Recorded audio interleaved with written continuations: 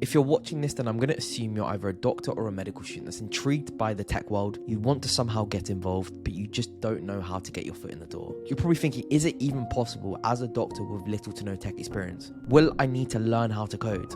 Well, firstly, no you don't. And secondly, it is possible. You just need to be curious, proactive, and strategic. My name's Esh, and I'm a soon-to-be doctor and podcaster. I help health professionals think outside the box and talk about all things entrepreneurship, health technology, and innovation.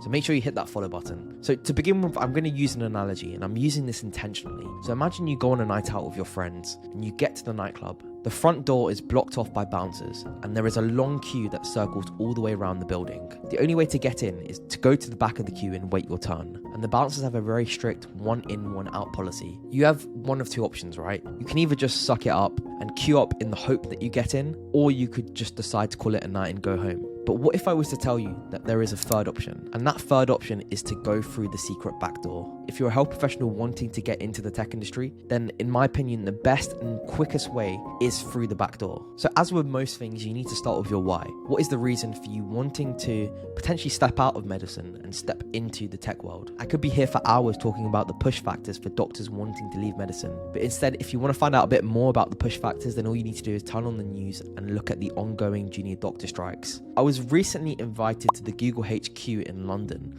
and I was shown around by a doctor that works there, and he was showing me their state-of-the-art gym, which is open 24/7, the fully stacked kitchens and pantries which serves free food all the time, sleeping pods for when workers get a bit tired and can take a nap, and even a smoothie bar which was fully equipped to make any type of smoothie or milkshake you wanted. So if the fact you're actually looked after isn't a big enough pull factor, here are a couple more. So number one is obviously money. The pay is just better. Number two is the work-life balance is better. You have more flexibility over your hours. And number three is that tech is a massive buzzword. It encompasses AI, blockchain, machine learning.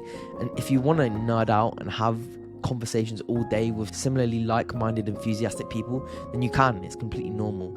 No one will get sick of you and no one will roll their eyes at you. And the fourth thing is that a lot of doctors say that they want to have an impact at scale beyond just the one-on-one patient interaction. In digital health, you can create an app which has an impact on thousands of patients at once. And so if I've sold it to you already and you're still here, then let's get into my 5-part framework for how you can break into the tech industry. Step one is upskill yourself. You need to have some understanding of the tech world. I'm not telling you to go deep and become a master at programming, but you need to have some baseline understanding. Build up a personal library of knowledge to upskill yourself. You can do this through reading books. A great recommendation is Deep Medicine by Eric Topol. You can listen to podcasts. This is my opportunity to plug the Health Beyond Tomorrow podcast, which is a podcast aimed at inspiring the future of healthcare, where we talk about all things health technology and innovation. You can take part in courses and workshops. I know Google has a great course on the basics of AI. I'll make sure to leave some more suggestions as links in the description below. As medics, we all know what hard work is, so I'm not going to lecture you about how nothing is handed to you on a plate. But what I will say is that you need to be proactive. If you're serious about stepping foot into the tech world, then make sure you're serious about upskilling yourself. Familiarize yourself with the tech jargon and the tech talk. In the last year, there's been an exponential boom of interest in digital health. And so being familiar with the tech space is no longer a competitive advantage. Now it's just a requirement. Basically, what I'm getting at is, as medics, our unique vantage point is the fact we have our clinical expertise. We understand pain points, but you also need to have an understanding of the tech language to be able to communicate those pain points to the people around you. For each step, I'll give you an actionable tip. And so for step one, it is to listen to this podcast with Dr. Azim Alam, the founder of Byte Labs, which is a health tech fellowship program. And we discuss this very topic. Step two is building your network. Surround yourself with like-minded individuals who have either stepped foot into the tech world or are also trying like you. You probably heard the phrase, your network is your net worth. And it's no longer about just what you know, but also who you know. When networking, a piece of advice I can give you is to focus and foster genuine relationships over those shallow ones. Aim to make friends with interesting people first before seeing them as your ticket into the tech world. Too many people, when networking, will find out who you are and what you do, and then decide whether you are worth their time. So don't be that person. I'd also suggest make the most of both offline and online networking events. There's tons of examples.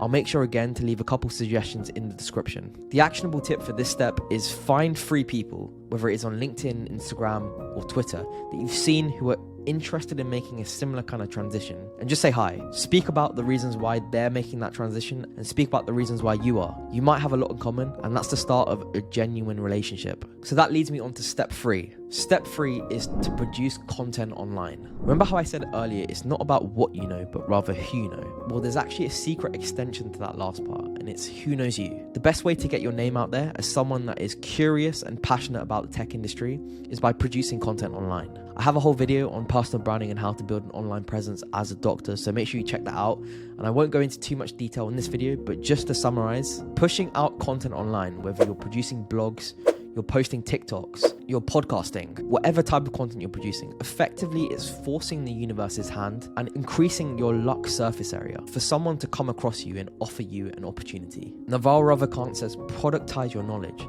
so that it works for you when you're sleeping. This will then give you leverage. So that's effectively what you're aiming to do. Productize what you know into an online format. My actionable tip for this step is to create a content calendar. Why don't you hold yourself accountable for producing one piece of content, whatever that content is, per week? It's a really simple way to start, and then you can start upping the amount you're producing every week. So once you've done steps 1, 2, and 3, the next step is step 4, and that's proactive outreach. This is where you are actively going and looking for those opportunities. But the problem is a lot of people fail here because they don't have a strategy. From my podcasts and outreaching, trying to find high value guests to come on my podcast, I've learned a couple things about the way to maximize your chance of getting a response from a cold email. So number 1 is you need to show interest in that person or the company. If you're reaching out to a specific company, then why not show you've done your homework by dropping a sentence around the critical analysis you did of a product that they are offering. It just shows that you're curious. And then this leads on to number 2, which is show your credibility. Who are you and what you do?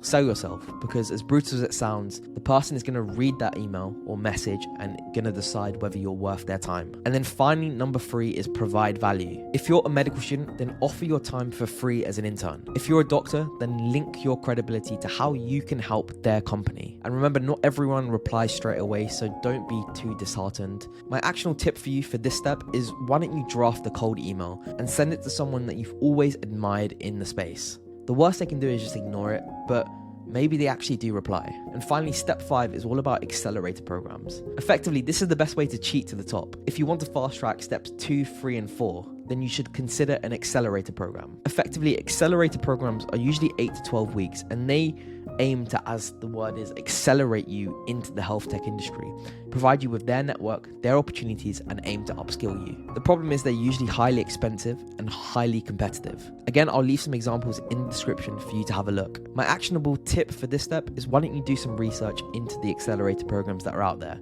and why don't you just apply? The worst they can do is say no. And so I hope my 5-step framework for how you can break into the tech industry has been helpful. One of my favorite books is The Almanac of Naval Ravikant. In this book, he says, arm yourself with specific knowledge you can't be trained for.